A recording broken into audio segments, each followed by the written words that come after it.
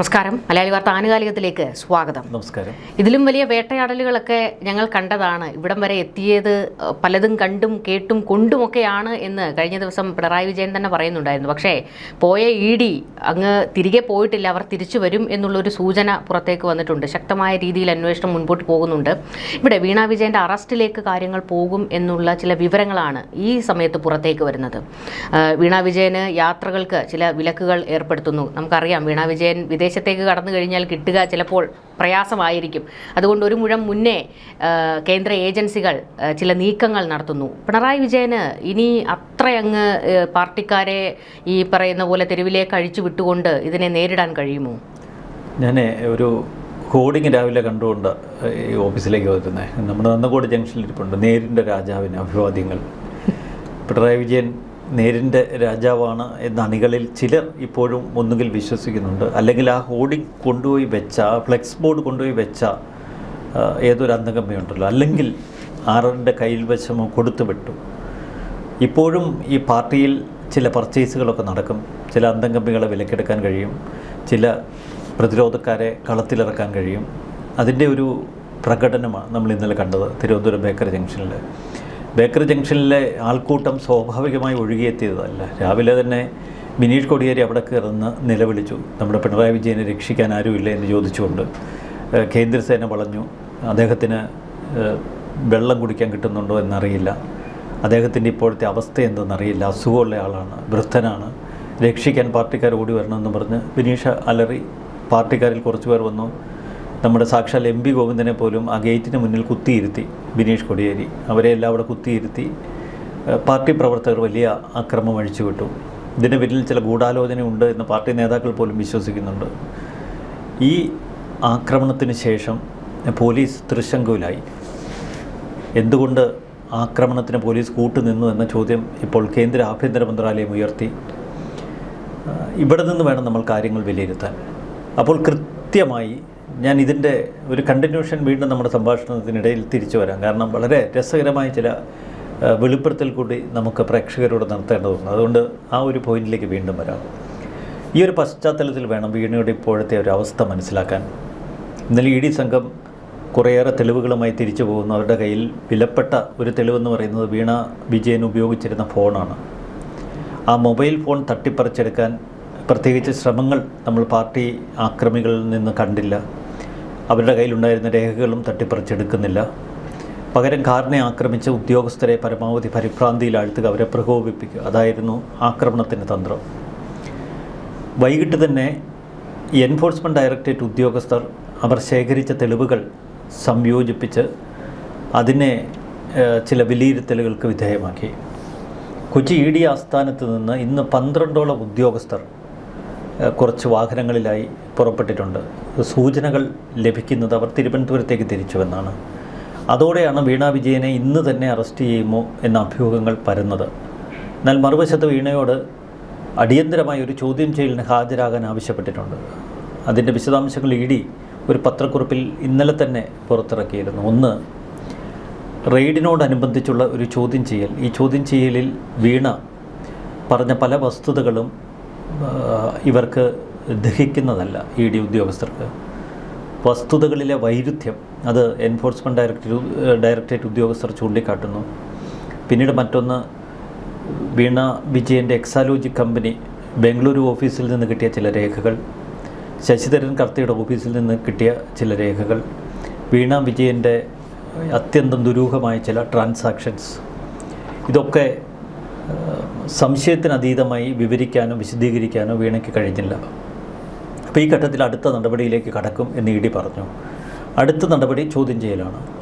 പക്ഷേ അനിശ്ചിതമായി കേസ് മുന്നോട്ട് കൊണ്ടുപോകാൻ കഴിയില്ല. വീണയെ പ്രാഥമികമായി ചോദ്യം ചെയ്തതാണ്, വീണ്ടും വിശദമായ തെളിവെടുപ്പ് നടത്തിയതാണ്, അനുബന്ധ മൊഴികൾ രേഖപ്പെടുത്തിയതാണ്. അതിനുശേഷം വീണയുടെ വസതിയും ഭർത്താവിൻ്റെ വസതിയും വീണയുടെ പിതാവ് താമസിക്കുന്ന വീടുമടക്കം 12ഓളം ഇടങ്ങളിൽ വളരെ വിശദമായ റെയ്ഡും സംഘടിപ്പിച്ചു. ഇനി ചോദ്യം ചെയ്യലിന് വീണയെ വിളിപ്പിക്കുന്നു എങ്കിൽ അതത്ര നിസ്സാരമല്ല. ആ ചോദ്യം ചെയ്യൽ വേളയിൽ തന്നെ വീണയെ അറസ്റ്റ് ചെയ്യും. ഇത് പിണറായിക്ക് ഏറെക്കുറെ അറിയാം. പിണറായി വിജയൻ ഈ ദൃശ്യത്തിലെ ജോർജ് കുട്ടിയുടെ ഒരവസ്ഥയിലാണ്. മകളെ ഏതു വിധേനയും രക്ഷിക്കണമല്ലോ, തെറ്റ് ചെയ്തു പോയി. മക്കളെ രക്ഷിക്കാനുള്ള ഒരു പരക്കം പാച്ചിൽ ഏർപ്പെട്ടിരിക്കുന്ന ഒരു അച്ഛൻ്റെ വികാരം നമ്മൾക്ക് ആ സിനിമയിൽ കാണാം. പക്ഷേ ഇവിടെ പിണറായി വിജയൻ്റെ സ്ട്രാറ്റജി ജോർജ് കുട്ടിയിൽ നിന്ന് വ്യത്യസ്തമാണ്. ജോർജ് കുട്ടി നേരിട്ട് പോലീസ് ഉദ്യോഗസ്ഥരെ ആക്രമിക്കുന്നില്ല. ഞാൻ ഈ ദൃശ്യം 3 കണ്ടില്ല കേട്ടോ. ദൃശ്യം 1ലും 2ലും പോലീസ് ഉദ്യോഗസ്ഥരെ ആക്രമിക്കുന്നത് അത്യാവശ്യം നിലനിൽപ്പിനൊക്കെ വേണ്ടിയാണ്. അതല്ലാണ്ട് അവരെ സംഘടിതമായി ആക്രമിക്കുക, വളരെ സൂത്രത്തിലൂടെ മക്കളെ രക്ഷപ്പെടുത്തിയെടുക്കാനാണ് ജോർജ് കുട്ടി ശ്രമിക്കുന്നത്. പക്ഷേ ഇവിടെ ED ഇന്നലെ ആക്രമിച്ച് വീഴ്ത്താനാണ് ശ്രമിച്ചത്, അവരെ ഭയപ്പെടുത്തി ഓടിക്കാൻ. അപ്പോൾ വീണയെ ഒരു കാരണവശാലും കസ്റ്റഡിയിലെടുക്കാൻ നിങ്ങൾക്ക് കഴിയില്ല. അഥവാ കസ്റ്റഡിയിലെടുത്താൽ ഭയാനകമായ ചില ഭവിഷ്യത്തുകളെ ഉദ്യോഗസ്ഥർ നേരിടേണ്ടി വരും എന്ന മെസ്സേജ് ED ഉദ്യോഗസ്ഥർക്ക് ഇന്നലെ കൊടുക്കാൻ ഒരു അച്ഛൻ ശ്രമിച്ചുവോ എന്ന സംശയമാണ്. നമ്മൾ ഒരിക്കലും അത് സംശയിക്കില്ലായിരുന്നു. കാരണം പിണറായി വിജയൻ ED ഉദ്യോഗസ്ഥരെ ആക്രമിച്ച ആ സംഭവം തള്ളി പറഞ്ഞില്ല. മറ്റൊന്ന്, പാർട്ടി പ്രവർത്തകർ ഈ ആക്രമണങ്ങൾ നടത്തിയതിന് ശേഷം അവർക്ക് അഭിവാദ്യം അർപ്പിച്ചു പിണറായി. അവരിപ്പോഴും തന്നെ ചേർത്ത് പിടിക്കുന്നു എന്ന വലിയ വിജയാഹ്ലാദത്തോടെയാണ് ശ്രീ പിണറായി വിജയൻ പ്രഖ്യാപിച്ചത്. അപ്പോൾ ഈ 3 കാര്യങ്ങൾ കൂട്ടി വായിക്കുമ്പോൾ പിണറായി വിജയൻ്റെ അറിവോടെയാണോ ആക്രമണങ്ങൾ നടന്നത് എന്ന സംശയം നമുക്ക് വരാം.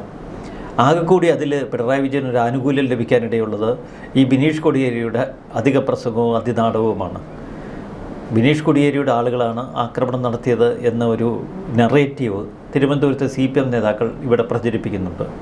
ഞങ്ങൾക്കൊന്നും ചെയ്യാൻ കഴിഞ്ഞില്ല, പാർട്ടി നേതാക്കൾ പറഞ്ഞിട്ടും ആരും ഒന്നും കേട്ടില്ല, എന്താണ് സംഭവിച്ചതെന്ന് ഇപ്പോഴും മനസ്സിലാകുന്നില്ല എന്നാണ് ഇത് പറയുന്നത്. ബിനീഷിന് ഉള്ളിൽ പകയുണ്ട്. 2020 നമുക്കറിയാം, ബിനീഷ് കൊടിയേരി അന്ന് മയക്കുമരുന്ന് കേസിൽ കേന്ദ്ര അന്വേഷണ ഏജൻസി ബിനീഷിൻ്റെ വീട് മണിക്കൂറുകളോളം റെയ്ഡ് നടത്തുമ്പോൾ ഇന്ന് മുഖ്യമന്ത്രിയായിരുന്ന പിണറായി വിജയൻ ഒരു ചെറുചിരിയൊക്കെ ചിരിച്ച് കേന്ദ്ര അന്വേഷണ ഏജൻസികൾ ഒന്നും കാണാതെ ഇങ്ങോട്ടേക്ക് വരില്ലല്ലോ എന്ന് പറയുന്ന ഒരു ക്രൂര വാക്കുകൾ. അന്ന് പാർട്ടി സെക്രട്ടറി ആയിരുന്നു കൊടിയേരി പിണറായി വിജയൻ്റെ ഈ വാക്കുകൾ കേട്ടായിരിക്കാം എന്തായാലും പാർട്ടി സെക്രട്ടറി സ്ഥാനത്ത് നിന്ന് മാറ്റി നിന്നു. മകൻ പരപ്പന അഗ്രഹാര ജയിലിലായി. അതേ ജയിലിലേക്ക് പിണറായി വിജയൻ്റെ മകളും ചെല്ലണം എന്ന് ഒരു പക്ഷേ ബിനീഷ് കൊടിയേരി ആഗ്രഹിച്ചാൽ അതിന് നമുക്ക് തെറ്റ് പറയാൻ കഴിയില്ല. ബംഗളൂരുവിലാണ് എക്സാലോജിക്കിൻ്റെ ഓഫീസ് ഇപ്പോൾ. അപ്പോൾ ഈ കേസിൻ്റെ തുടർന്നുള്ള വാദപ്രതിവാദങ്ങളും കേസിൽ ശിക്ഷയും അല്ലെങ്കിൽ ആ റിമാൻഡിലുള്ള സമയവുമൊക്കെ ബംഗളൂരു പരപ്പന ജയിലിൽ ഒരു പക്ഷേ കഴിയേണ്ടി വരും. അങ്ങനെയാണ്, അതൊരു വിധി വൈപരീത്യമാണ്. ഇവിടെയാണ് ED സംഘം തിരുവനന്തപുരത്തേക്ക് ഇന്ന് തിരിച്ച ആ ഒരു സംഭവത്തിൻ്റെ ഗൗരവം നമ്മൾ മനസ്സിലാക്കേണ്ടത്. അപ്പോൾ 2 തരത്തിൽ EDയുടെ നീക്കങ്ങൾ തടയിടാം. അതാണ് പിണറായി വിജയൻ്റെ കണക്കുകൂട്ടൽ. ഒന്ന്, സിംഗിൾ ബെഞ്ച് ഈ കേസ് തള്ളിക്കളയുന്നതിൻ്റെ ഒരു സമയക്രമമുണ്ട്. 2 ദിവസത്തെ തുടർച്ചയായ അവധി. സതീശൻ ഈദ് അവധി പ്രഖ്യാപിച്ച് നേരെ ഡൽഹിക്ക് പോകുന്നു. അന്ന് വൈകുന്നേരം 5 മണിക്കാണ് ഹൈക്കോടതി സിംഗിൾ ബെഞ്ചിൻ്റെ ഉത്തരവ്. പിന്നെ ഡിവിഷൻ ബെഞ്ചിനെ സമീപിക്കാൻ കഴിയുന്നില്ല. 2 ദിവസം തുടർച്ചയായ അറസ്റ്റ്. തൊട്ടടുത്ത ദിവസം വെളുപ്പിന് 6 മണിക്ക് വന്ന് വീട് അരിച്ചു പെറുക്കുക ED.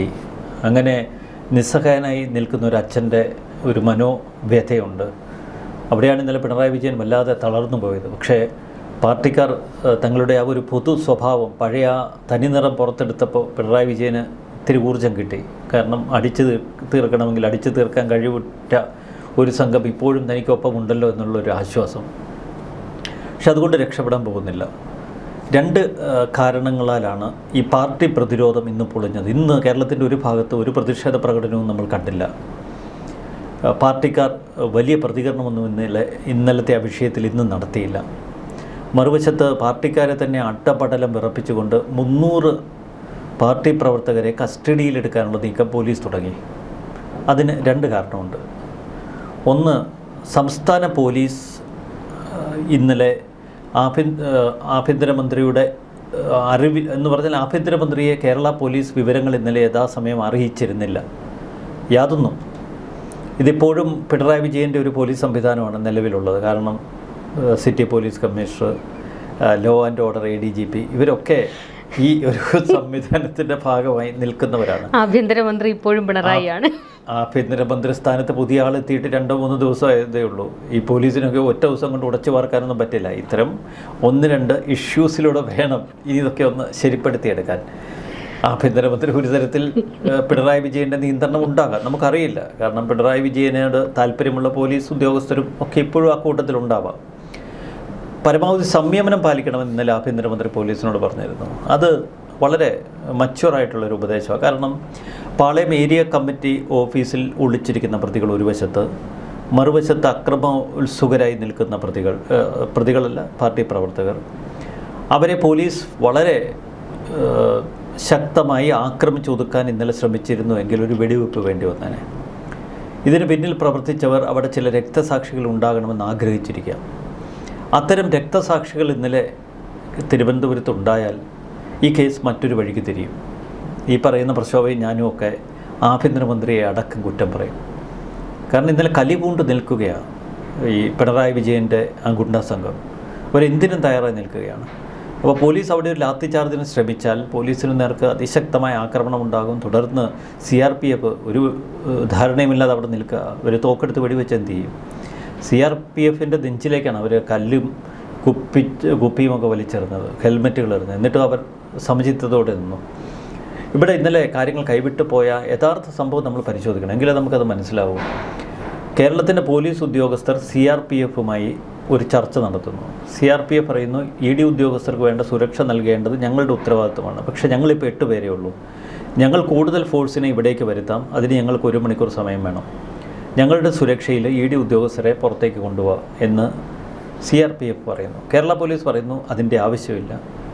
ഈ മോബിനെ ഞങ്ങൾ നിശബ്ദരാക്കി അവർക്കിടയിലൂടെ ED ഉദ്യോഗസ്ഥരെ കൊണ്ടുപോകാനുള്ള ഉത്തരവാദിത്വം ഞങ്ങൾക്കുണ്ട്. തുടർന്ന് സംഭവിച്ചത് നമ്മൾ മനസ്സിലാക്കണം. ഈ പോലീസ് ഉദ്യോഗസ്ഥർ പാർട്ടി നേതാക്കളുമായി സംഭാഷണം നടത്തുന്നു. വി ശിവൻകുട്ടിയുണ്ട്, MB ഗോവിന്ദനുണ്ട്. എന്ന് പറഞ്ഞാൽ മാർക്സിസ്റ്റ് പാർട്ടിയുടെ ഏറ്റവും സമുന്നത നേതാക്കൾ അവിടെ തടിച്ചുകൂടിയിട്ടുണ്ട്. തിരുവനന്തപുരം ജില്ലാ സെക്രട്ടറി ഉണ്ട്.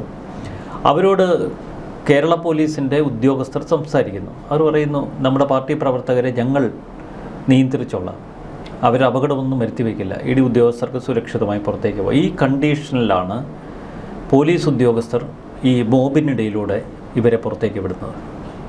പെട്ടെന്ന് ചില ഗുണ്ടകൾ അക്രമാസക്തരായി ഏകദേശം 8ഓളം ആളുകളാണ് മാരകായുധങ്ങളുമായി ഈ വാഹനത്തിന് മുകളിൽ ചാടി വീണ ആക്രമണം നടത്തിയത്. പോലീസിൻ്റെ ഗുരുതര വീഴ്ചയെന്ന് നമ്മൾ പഴിക്കുമ്പോൾ മറുവശത്ത് ഇന്നലെ വരെ പോലീസും CPMും തോളോട് തോൾ ചേർത്ത് നിന്ന് ആ ഒരു വിശ്വാസത്തിലായിരിക്കാം പോലീസ് ഉദ്യോഗസ്ഥർ ഇവരെ കടത്തിവിട്ടാൻ ശ്രമിച്ചത്. ഇതോടെ കൈവിട്ടു. CPMൻ്റെ കയ്യിൽ നിന്ന് ഈ പ്രശ്നങ്ങൾ കൈവിട്ടു, പോലീസിൻ്റെ ഭാഗത്തു നിന്ന് കൈവിട്ടു. പ്രതികളെ പിടികൂടുക എന്നുള്ളൊരു ഒറ്റ ഘട്ടത്തിലേക്ക് പോലീസ് നീങ്ങി. അങ്ങനെയാണ് പാളയം ഏരിയ കമ്മിറ്റി ഓഫീസിൽ പ്രതികൾ ഓടി കയറിയിരിക്കുന്നത്. ഏരിയ കമ്മിറ്റി ഓഫീസിന് മുന്നിൽ നിൽക്കുന്ന ആരാ? MB John Brittas MB, V ശിവൻകുട്ടിയോട് അകത്തു നിന്ന് പ്രതികൾ വിളിച്ചു പറയുന്നത് കേൾക്കാമായിരുന്നു, അണ്ണ രക്ഷിക്കണമെന്ന്. ശിവൻകുട്ടി പഴയ ഒരു സ്വാതന്ത്ര്യത്തിലാണ് വെങ്കടേഷ് ADGPയുടെ അടുക്കലൊക്കെ സംസാരിക്കുന്നത്. പക്ഷേ 2 യുവ IPSകാർ, ഇന്നലെ സിറ്റി പോലീസ് കമ്മീഷണർ ഇവിടെ ഇല്ലായിരുന്നു, പക്ഷേ 2 യുവ IPSകാർ അതിശക്തമായ നീക്കങ്ങളുമായി രംഗത്തെത്തി. നമ്മളിതിൽ കണ്ടു, അവരുടെ വിഷ്വൽസൊക്കെ കണ്ടു. പാർട്ടി ഓഫീസിൽ നിന്ന് അവരെ പിടിക്കാതെ ഞങ്ങൾ പോകില്ല. ഒടുവിൽ പാർട്ടി നേതാക്കൾ വിയർത്തും ഇവരെ വിട്ടുകൊടുക്കേണ്ടി വന്നു. പോലീസ് ആദ്യം 5 പേരെ അറസ്റ്റ് ചെയ്തു, പിന്നീട് ഫോട്ടോകൾ നോക്കി സ്ഥിരീകരിച്ച് 3 പേരെ കൂടി അറസ്റ്റ് ചെയ്തു. ഇപ്പോഴാണ് കേന്ദ്ര ആഭ്യന്തര മന്ത്രാലയം പറയുന്നത് 8 പേരിൽ ഒതുക്കാൻ കഴിയില്ല. അവിടെ ആക്രമണം നടത്തിയ 100-300 പേരുണ്ട്. CRPFന് നേരെ കല്ലും കുപ്പിയും ചെരുപ്പും ഹെൽമറ്റും വലിച്ചെറിഞ്ഞവരുണ്ട്. അപ്പോൾ ആ 300 പേര് അവർ ഈ ആക്രമണത്തിൽ പങ്കാളികളായവരാണ്. അവരെ കൂടി ഈ കേസിൻ്റെ പരിധിയിലേക്ക് കൊണ്ടുവരണം. ഇതോടെയാണ് CPM വരേണ്ടത്. ഇവിടെ 2 വസ്തുതകൾ കൂടി നമ്മൾ പരിശോധിക്കണം. അതിലൊന്ന്, ഇന്നലെ ഈ ആക്രമണം നടന്നത് പോലീസിൻ്റെ ഒരു വീഴ്ചയുടെ കൂടി ഭാഗമാണ്. അക്കാര്യത്തിൽ സംശയമില്ല. പോലീസിൻ്റെ ഭാഗത്തു നിന്ന് അലംഭാവമുണ്ടായി, വീഴ്ചയുണ്ടായി. ഒരു കൂട്ടം അക്രമികൾ കേന്ദ്ര അന്വേഷണ ഉദ്യോഗസ്ഥരെ ആക്രമിക്കുന്നു. ഇതിലൊരു UAPA ചുമത്താനുള്ള ഒരു തലം കൂടി വന്നേക്കാം. കാരണം ഭീകരാക്രമണമല്ല എങ്കിൽ കൂടി ദേശവിരുദ്ധ പ്രവർത്തനങ്ങൾ എന്ന അന്വേഷണത്തിൽ തെളിഞ്ഞാൽ സംഘടിത ദേശവിരുദ്ധ പ്രവർത്തനം എന്ന നിലയിൽ വേണമെങ്കിൽ കേന്ദ്ര അന്വേഷണ ഏജൻസിയിൽപ്പെട്ട ഉദ്യോഗസ്ഥർക്ക് നേരെ നടന്ന ആക്രമണത്തെ വിലയിരുത്താം. കേരള പോലീസിന് വീഴ്ച സംഭവിച്ച ഒരു കേസ്, കേരള പോലീസിൻ്റെ കൺമുന്നിൽ അവരുടെ സുരക്ഷയിലുള്ള ED ഉദ്യോഗസ്ഥരെ ഒരു കൂട്ടം കാബാലികർ ആക്രമിക്കുന്ന സംഭവം ഇതേ പോലീസ് അന്വേഷിച്ചാൽ എത്രമാത്രം നീതി നടപ്പാക്കാൻ കഴിയും? അവിടെ CBI എത്തേണ്ടതുണ്ട്. അപ്പോൾ ഒരു CBI അന്വേഷണം സ്വാഭാവികമായി CPM ഭയപ്പെട്ടു, പോലീസ് ഭയപ്പെട്ടു. കാരണം CBI അന്വേഷണം ഏർപ്പെടുത്തിയാൽ വീഴ്ച വരുത്തിയ പോലീസ് ഉദ്യോഗസ്ഥർക്ക് നേരെ കർക്കശ നിലപാടെടുക്കും. അതുകൊണ്ടാണ് ഇന്ന് രാവിലെ പോലീസ് മറ്റൊരു നീക്കം നടത്തിയത്. കേരള പോലീസിനെ ഈ അക്രമികൾ ആക്രമിച്ചു എന്നൊരു കേസ് കൂടി ഇവർ ചാർജ് ചെയ്തു. ഇന്നലെ ED ഉദ്യോഗസ്ഥർക്ക് നേരെ മാത്രമല്ല, കേരള പോലീസിലെ ഉദ്യോഗസ്ഥർക്ക് നേരെയും അക്രമികൾ ആക്രമണം നടത്തി എന്നൊരു കേസ് രജിസ്റ്റർ ചെയ്യാനുള്ള കാരണം അതാണ്. അതായത് തങ്ങളെ ആക്രമിച്ചിരുത്തിയതിന് ശേഷമാണ് ED ഉദ്യോഗസ്ഥരെ ആക്രമിച്ചതെന്ന് വരുത്തി തീർക്കേണ്ടതുണ്ട് കേരള പോലീസിന്. അപ്പോൾ ഈ ഒരു തലം കൂടി ഈ കേസിൽ വന്നു. ചുരുക്കത്തിൽ ഒരൊറ്റ ഘട്ടത്തിലേക്ക് നമ്മൾ എത്തി നിൽക്കുകയാണ്. ഇന്നലെ ED ഉദ്യോഗസ്ഥരെ ആക്രമിച്ച കേസ് കൃത്യതയോടെ തെളിയിക്കണമെങ്കിൽ ഒരു CBI അന്വേഷണം വേണം. ഒരുപക്ഷെ UAPA പോലും ചുമത്തപ്പെടാം. അങ്ങനെ വന്നാൽ CPMൻ്റെ പ്രതിരോധ അടിത്തറ ഇളകും. ഇനി ഒരു പ്രവർത്തകനും കേന്ദ്ര അന്വേഷണ ഏജൻസിയുടെ നീക്കങ്ങൾക്കെതിരെ പ്രതിരോധം തീർക്കാൻ തെരുവിലേക്ക് വരില്ല. ഭയം അത് അവരെ വല്ലാതെ പിടികൂടും. കാരണം UAPA ചുമത്തിയാൽ അവർ കിടക്കുന്ന ഒരുപക്ഷെ തീഹാർ ജയിലിലായിരിക്കും. NIA പിടിച്ചുകൊണ്ടു അല്ലെങ്കിൽ CBI പിടിച്ചുകൊണ്ടു പോയാൽ അവരുടെ ജീവിതം കട്ടപ്പുകയാവും. ഈ 300 പേര് ഇപ്പോൾ തൃശങ്കുവിലാണ്. അപ്പോൾ ഇങ്ങനെ ഒരു വളരെ സങ്കീർണമായ ഒരു ഘട്ടത്തിലാണ് ഒരു വശത്ത് CPM പാർട്ടി പ്രവർത്തകർ നിൽക്കുന്നത്, പാർട്ടിയുടെ നേതാക്കൾ നിൽക്കുന്നത്. ഇനി ഒരടി മുന്നോട്ട് വെച്ചാൽ അത് അപകടത്തിലേക്കാണെന്ന് അവർ മനസ്സിലാക്കി. മറുവശത്ത് ആഭ്യന്തരമന്ത്രി പിടിമുറുക്കി. ആഭ്യന്തരമന്ത്രി ഇന്ന് രാവിലെ തന്നെ DGPയോട് വിശദീകരണം നൽകാൻ ആവശ്യപ്പെട്ടു. DGP ഇത് സംബന്ധിച്ച വിശദാംശങ്ങളുമായി ആഭ്യന്തരമന്ത്രിയെ കണ്ടു. DGP നൽകിയ വിശദീകരണത്തിൽ എൻഫോഴ്സ്മെൻറ്റ് ഡയറക്ടറേറ്റ് ഒരു തരത്തിലും തങ്ങളോട് സംരക്ഷണം ആവശ്യപ്പെട്ടിട്ടില്ല എന്നാണ് DGPയുടെ നിലപാട്. എന്നാൽ മറുവശത്ത് കേരളത്തിലെ ഇൻ്റലിജൻസ് വിഭാഗം നൽകിയ ചില സൂചനകൾ, സ്പെഷ്യൽ ബ്രാഞ്ച് നൽകിയ ചില മുന്നറിയിപ്പുകളൊക്കെയുണ്ട്. കേന്ദ്ര രഹസ്യാന്വേഷണ വിഭാഗം പോലീസിൻ്റെ ഭാഗത്തുനിന്ന് വീഴ്ചയുണ്ടായെന്ന റിപ്പോർട്ട് ആഭ്യന്തര മന്ത്രാലയത്തിന് നൽകിയിട്ടുണ്ട്. അപ്പോൾ സങ്കീർണമാണ് ഇപ്പോഴത്തെ ഒരു ഘട്ടം. പാർട്ടി പ്രവർത്തകരെ സംബന്ധിച്ച് ഇനി വലിയൊരു പ്രതിരോധവുമായി തെരുവിലേക്കിറങ്ങാൻ, കളത്തിലേക്കിറങ്ങാൻ അവർക്ക് ആർജവം നഷ്ടപ്പെട്ടു. ED ഉദ്യോഗസ്ഥർ ആക്രമിക്കപ്പെട്ടതോടെ പിണറായി വിജയൻ്റെ കേസിലെ ഒരു തലം കൂടുതൽ ദുർബലമായി. അതുകൊണ്ട് തന്നെ വീണ വിജയൻ അറസ്റ്റിലാവാനുള്ള ഒരു പൂർണ്ണ സാഹചര്യം തെളിഞ്ഞിരിക്കുന്നു. അപ്പോൾ ആ സാഹചര്യം മാത്രമല്ല, അതിനുള്ള നീക്കങ്ങളും കേന്ദ്ര അന്വേഷണ വിഭാഗം ഇപ്പോൾ തുടങ്ങിക്കഴിഞ്ഞു. EDയുടെ കയ്യിൽ നിന്ന് ഈ കേസ് CBIയിലേക്ക് പോകാം. പിണറായി വിജയനിലേക്ക് ഈ കേസ് കൂടുതൽ കടുപ്പത്തിൽ വളരാം. അങ്ങനെ ഒരു സങ്കീർണ ഘട്ടത്തിൽ എത്തി നിൽക്കുന്നു. അതാണ് ഇപ്പോൾ മാസപ്പടി കേസിൻ്റെ ഒരു വിലയിരുത്തൽ. ഈ അന്തം കമ്പികളെ ചില കാര്യങ്ങൾ പറഞ്ഞ് മനസ്സിലാക്കുക എന്ന് പറഞ്ഞാൽ ഭാരിച്ച പണിയാണ്. അപ്പോൾ ഇപ്പോൾ പോലും ഈ കമ്മ്യൂണിസ്റ്റ് ആശയം ഉൾക്കൊള്ളുന്ന യഥാർത്ഥ കമ്മ്യൂണിസ്റ്റുകൾ അല്ലെങ്കിൽ യഥാർത്ഥ CPMകാർ ചോദിക്കുന്നുണ്ട്, എന്തിനാണ് പാർട്ടി പ്രവർത്തകരെ തെരുവിലേക്ക് ഇറക്കിയത് എന്നുള്ളൊരു ചോദ്യമുണ്ട്. ഈ യുദ്ധത്തിന് വേണ്ടി ഇറങ്ങി പുറപ്പെട്ട ഈ പടയാളികൾ പോലും ഇന്നായിരിക്കും ചില വസ്തുതകൾ തിരിച്ചറിഞ്ഞു തുടങ്ങിയിരിക്കുന്നത്. അതിൽ ഏറ്റവും പ്രധാനപ്പെട്ടൊരു കാര്യമാണ്, ഈ പിണറായി വിജയനും അല്ലെങ്കിൽ മകൾ വീണ വിജയനും ഇവിടുത്തെ നിയമത്തിന് അതീതരാണോ? ഇന്ത്യൻ നിയമത്തിൻ്റെ അതിന് മുകൾ തലപ്പത്തൊന്നും അല്ലല്ലോ ഇരുവരും. ഏറ്റവും പ്രധാനപ്പെട്ടതായിട്ട് ചോദിക്കാനുള്ളൊരു കാര്യമെന്ന് പറയുന്നത്, വീണ വിജയന് നേരെ ഒരു അഴിമതി ആരോപണം വരുന്നു. ഈ അഴിമതി ആരോപണം വരുന്നത് പിണറായി വിജയൻ മുഖ്യമന്ത്രിയായിരിക്കുന്ന കാലഘട്ടത്തിലാണ്. അപ്പോൾ ആ അധികാരം ഉപയോഗിച്ച് അഴിമതി നടത്തി എന്നുള്ളതാണ്. ഇതിനു മുൻപ് നമ്മൾ VS അച്യുതാനന്ദൻ്റെ മകനെതിരെ ഒരു ആരോപണം വന്ന സമയത്ത് അദ്ദേഹം പറയുന്നുണ്ട്, അന്വേഷണം നടത്തിക്കോളൂ എന്ന് പറയുന്ന ഒരു നേതാവിനെ നമ്മൾ കണ്ടതാണ്. ഉമ്മൻചാണ്ടിയുടെ കാര്യത്തിൽ സോളാർ കേസിൽ വരുമ്പോൾ അദ്ദേഹം പറഞ്ഞു, എന്ത് അന്വേഷണം വേണമെങ്കിലും നടത്തിക്കോളൂ എന്ന് പറഞ്ഞ ഒരാളാണ്. പക്ഷേ ഇവിടെ വീണ വിജയനിലേക്ക് വരുമ്പോഴത്തേക്ക് പാർട്ടിക്കാർ രംഗത്തേക്ക് ഇറങ്ങി എന്നെയും മകളെയും സംരക്ഷിക്കണം. ഈ അന്തം കമ്മികൾ എന്നാൽ മനസ്സിലാക്കുന്നുണ്ടോ, ഇത് വീണയ്ക്ക് നേരെ വന്ന ആരോപണമാണ്, അവരാണ് അതിന് ഉത്തരവാദിത്വം, അവരാണ് അതിൻ്റെ സത്യാവസ്ഥയും, അല്ലെങ്കിൽ അവർക്ക് തെറ്റ് പറ്റിയിട്ടില്ലെങ്കിൽ അവരാണ് ഇവിടുത്തെ നിയമവ്യവസ്ഥയെ അത് ബോധ്യപ്പെടുത്തേണ്ടത്. ഇതുപോലും അറിയാതെയാണ് ഈ പറയുന്ന ഈ ഒരു കൂട്ടം കമ്മികൾ രംഗത്തേക്ക് ഇറങ്ങി ഇപ്പോൾ സ്വയം തിരിച്ചടി ഏറ്റുവാങ്ങിയിരിക്കുകയാണ്. കാരണം ഇതിനു മുൻപ് നമുക്കറിയാം, ഈ അധികാരമുള്ളപ്പോൾ പോലും ഈ ഇത്തരത്തിലുള്ള സമരങ്ങൾക്കൊക്കെ ഇറങ്ങിയ CPMകാരുടെ അവസ്ഥ, ഈ പുറത്തൊക്കെ പോകാൻ പോലും ഒന്ന് കഴിയാത്ത അവസ്ഥയിൽ കിടക്കുന്ന എത്രയോ ആൾക്കാരുണ്ട്. പാസ്പോർട്ട് ഒക്കെ കയ്യിൽ പിടിച്ചിട്ട് വിദേശത്തേക്ക് ജോലിക്ക് വേണ്ടി പോകാൻ കാത്തിരിക്കുന്ന CPMകാർക്ക് അടപടലം എല്ലാം തകർന്നടിഞ്ഞ് നിൽക്കുന്ന കുറേ CPMകാരാണ്. ഏത് കാലത്താണ് ഇവരിത് മനസ്സിലാക്കുന്നത്? 300 മണ്ടന്മാരെന്ന സോഷ്യൽ മീഡിയ പറയുന്നത് ഇപ്പോൾ പോയി തലവെച്ച് കൊടുത്തിരിക്കുന്നത്, അവരുടെ ജീവിതം പോയി. ആത്യന്തികമായി പാർട്ടി നേതാക്കൾക്ക് എന്ത് സംഭവിക്കാനാണ്? പാർട്ടി നേതാക്കൾ ഇതിൽ നിന്നൊക്കെ തടിയൂരും. അവരുടെ മക്കളെ അവർ സുരക്ഷിതമായി ഏതെങ്കിലും വിദേശ സർവകലാശാലകളിലോ വിദേശങ്ങളിലേക്കോ കടത്തിവിടും. അവരൊക്കെ വളരെ സുരക്ഷിതമായി നിൽക്കും. പാർട്ടി അണികൾ ഇത് എത്ര കൊണ്ടാലും പഠിക്കുന്നില്ല. അതാണ് പാർട്ടി അണികളുടെ ഒരു പ്രശ്നം. അവർ പക്ഷെ ബോധമില്ലാത്തവരാണ് എന്ന് നമുക്ക് തീർത്ത് പറയാൻ വയ്യ. കാരണം കേരളത്തിലെ ബഹുഭൂരിപക്ഷം പാർട്ടി അംഗങ്ങൾക്കും നല്ല ബോധമുണ്ട്. അതുകൊണ്ടാണ് പിണറായി വിജയനെ ഒന്ന് തോൽപ്പിച്ചു കൊടുത്തത്. അങ്ങനെ ഒരു തോൽപ്പിക്കപ്പെടൽ ഉണ്ടായിരുന്നില്ല എങ്കിൽ ഈ കേരളത്തിലേക്ക് ഇഡിക്കൊന്നും ഇത്ര ധൈര്യസമേതം കടന്നു വരാൻ കഴിയില്ല. മുമ്പ് ഇ ഡി ഉദ്യോഗസ്ഥർക്കെതിരെ കേസെടുത്ത ഒരു സംസ്ഥാനമാണ് കേരളം. ഇ ഡി കേരളത്തിലെ ഒരു മുഖ്യമന്ത്രിയെ അറസ്റ്റ് ചെയ്ത് കൊണ്ടുപോവുക എന്നൊക്കെയുള്ളത് അസാധ്യമാണ്. ഇപ്പോൾ പ്രതിപക്ഷ നേതാവ് വീക്കായി. രാഷ്ട്രീയമായി പിണറായി വിജയനെ സംബന്ധിച്ച് വലിയ പരീക്ഷണം ഇത്. ഇവിടെ തകർന്നാൽ, ഇവിടെ തളർന്നാൽ പിണറായി വിജയൻ അസ്തമിക്കും. പാർട്ടിയും പിണറായി ഒന്നാണ് എന്നുള്ള ഒരു തത്വശാസ്ത്രം പിണറായിയാണ് പാർട്ടിയെ പഠിപ്പിക്കാൻ ശ്രമിച്ചത്. പാർട്ടി പിന്നീട് ആ ചട്ടക്കൂട്ടിലേക്ക് ഒതുങ്ങിപ്പോയി. പാർട്ടിയും പിണറായിയും ഒന്നായി. അതുകൊണ്ടാണ് പാർട്ടിയുടെ ഒരു കുടുംബമാണ് എന്ന് ഇന്നലെ ബിനീഷ് പരിഹസിച്ച് പറഞ്ഞത്. എം വി ഗോവിന്ദൻ പറയുന്നത് പിണറായി വിജയൻ്റെ മകളെ സംരക്ഷിക്കാനുള്ള ഉത്തരവാദിത്വം പാർട്ടിക്കുണ്ടെന്ന്. അപ്പോൾ പിണറായി വിജയൻ പാർട്ടിയായപ്പോൾ പാർട്ടി എന്ന് പറയുന്നത് പിണറായി വിജയൻ്റെ കുടുംബമായി. ആ കുടുംബത്തിലെ ഓരോ അംഗങ്ങളും പാർട്ടിയുടെ വേണ്ടപ്പെട്ടവരായി. അവരെ സംരക്ഷിക്കുക പാർട്ടി പ്രവർത്തകരുടെയും പാർട്ടി സെക്രട്ടറിയുടെയും ഉത്തരവാദിത്വമായി. അതാണ് പാർട്ടിക്ക് ഇന്ന് സംഭവിച്ചിരിക്കുന്ന ദുര്യോഗം. വീണ വിജയൻ അറസ്റ്റിലായാൽ അവിടെ പാർട്ടി അറസ്റ്റിലാകുന്നു. വീണ വിജയൻ അകത്തായാൽ അവിടെ പാർട്ടി അകത്താകുന്നു.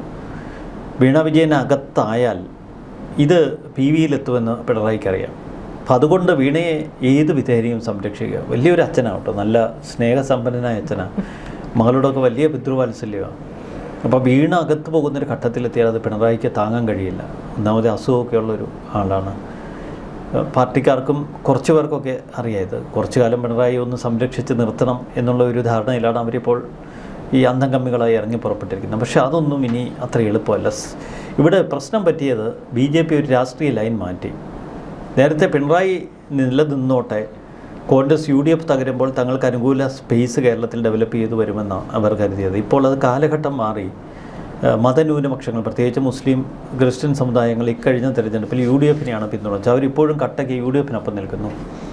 അപ്പോൾ ആ വിഭാഗങ്ങളെ തങ്ങളുടെ പരിധിയിലേക്ക് കൊണ്ടുവരാൻ അത്ര എളുപ്പമല്ല എന്ന് BJPക്ക് അറിയാം. പിന്നെ ഉള്ളത് ഇടതുപക്ഷത്ത് അണിനിരന്നിരിക്കുന്ന ഹൈന്ദവ സമുദായത്തെയാണ്. അവരെ പിടിക്കാൻ തലപ്പത്തടിക്കണം, തലക്കിട്ടടി കൊടുക്കണം. അങ്ങനെ പിണറായിയെ വീഴ്ച് ആ അണികളുടെ കൂടുതൽ പിന്തുണ അർപ്പിക്കണമെന്ന് BJP ആഗ്രഹിക്കുന്നുണ്ട്. അത് രാഷ്ട്രീയമാനം. പക്ഷേ രാഷ്ട്രീയ മാനത്തിന് ഒരു പശ്ചാത്തലം ഒരുക്കി കൊടുക്കുന്നതിൽ പിണറായി വിജയൻ വിജയിച്ചു. അതുകൊണ്ടാണ് BJPയുടെ ഒരു രാഷ്ട്രീയ നീക്കങ്ങൾ ഇപ്പോൾ വിജയിക്കുന്നത്. പിണറായി വിജയനെ സംബന്ധിച്ച് മകളെ കുരുതി കൊടുത്ത് ഇങ്ങനെ കഴിയാൻ അദ്ദേഹത്തിന് കഴിയില്ല. കാരണം വലിയ പിതൃവാത്സല്യമുണ്ട്. നമ്മൾ ഈ വീണ വിജയനിലേക്ക് കൂടി ഒന്ന് വരണം. കാരണം നമ്മൾ പലപ്പോഴും മാധ്യമങ്ങളിലൊക്കെ കണ്ടിട്ടുണ്ട് എന്നുള്ളതല്ലാതെ ഒരു രാഷ്ട്രീയപരമായി എവിടെയെങ്കിലും വീണ വിജയൻ അങ്ങനെ സംസാരിച്ച് നമ്മൾ കണ്ടിട്ടില്ല. പാർട്ടിയിൽ അവർക്ക് അംഗത്വമില്ല. അപ്പോൾ ആ രീതിയിലൊക്കെ വീണ വിജയനിലേക്ക് വരുമ്പോഴത്തേക്ക് ഈ അച്ഛൻ്റെ ഒരു ഗർവിലാണ് മകൾ ഇങ്ങനെ പിടിച്ചു നിൽക്കുന്നത്. കാരണം ഇതിനു മുൻപ് മുഖ്യമന്ത്രി ആയിരുന്ന കാലഘട്ടത്തിലായിരുന്നു വീണ വിജയനെ ചെന്നൈയിൽ വിളിച്ചു കൊണ്ടുപോയി ഒന്ന് ചോദ്യം ചെയ്യുന്നത്. അന്ന് ഈ പറയുന്ന പോലെ അവർ ഒന്ന് സൽക്കരിച്ച് വിട്ടു എന്നതേ ഉള്ളൂ. പക്ഷേ അത് കഴിഞ്ഞിട്ട് ഈ കഴിഞ്ഞ ദിവസത്തെ ചോദ്യം ചെയ്യൽ പോലും പിണറായി വിജയൻ ഉണ്ടായിരുന്നപ്പോഴാണ്. ഈ പിണറായി വിജയൻ ഇല്ലാത്ത ഒരവസ്ഥയിൽ വീണ വിജയനെ ചോദ്യം ചെയ്യേണ്ടി വന്നു കഴിഞ്ഞാൽ ഒരു പക്ഷേ ഉറപ്പായിട്ട് വീടിക്ക് ചിലതൊക്കെ കയ്യിൽ നിന്ന് കിട്ടും എന്നുള്ളതാണ്. അത്ര ഒരു വിവാദങ്ങളിലേക്ക് പലപ്പോഴും വന്നിട്ടുണ്ടെങ്കിലും പക്ഷേ അതിനൊന്നും ഒരു മറുപടി പറയാൻ നമ്മൾ എവിടെയും വീണ വിജയനെ കണ്ടിട്ടില്ല. പക്ഷേ മുൻപ് ഇതൊരു താരതമ്യമല്ല, ഉമ്മൻചാണ്ടിയുടെ മകൾ അച്ചു ഉമ്മന് നേരെ വലിയൊരു വിവാദം വന്നു. അതായത് ഉമ്മൻചാണ്ടി ഉണ്ടാക്കിയ, കേരളത്തെ പിഴിഞ്ഞുണ്ടാക്കിയ കാശും കൊണ്ടാണ് മക്കളൊക്കെ വിലസി നടക്കുന്നത് എന്ന് പറഞ്ഞപ്പോഴത്തേക്ക് അതിന് മറുപടി പറയാൻ പാർട്ടിക്കാരെ കൊണ്ടുവന്നില്ല, സ്വന്തം സഹോദരൻ ചാണ്ടി ഉമ്മനെ കൊണ്ടുവന്നില്ല. അച്ചു ഉമ്മൻ തന്നെ രംഗത്തേക്ക് വന്ന് നിന്ന് നല്ല ഡയലോഗ് അടിക്കുന്നതാണ് നമ്മൾ കണ്ടത്. അന്ന് അന്തം കമ്മികളുടെ വായടഞ്ഞു പോയതാണ്. പക്ഷെ അതുപോലൊന്നും ഒരു സംസാരിക്കാൻ കഴിവുള്ള ഒരാളല്ല വീണ വിജയൻ. അധികം പിടിച്ചു നിൽക്കാൻ കഴിയില്ല. അല്ല, വീണ വിജയനെ സംബന്ധിച്ച് വീണ വിജയൻ കഴിഞ്ഞ ഒരു പതിറ്റാണ്ട് ഒരു മുഖ്യമന്ത്രിയുടെ തണലിൽ ജീവിച്ച ഒരു മന്ത്രിയുടെ പത്നിയായി വിലസിയ ഒരു വനിതയാണ്. അവരത്ര നിസ്സാരക്കാരിയല്ല.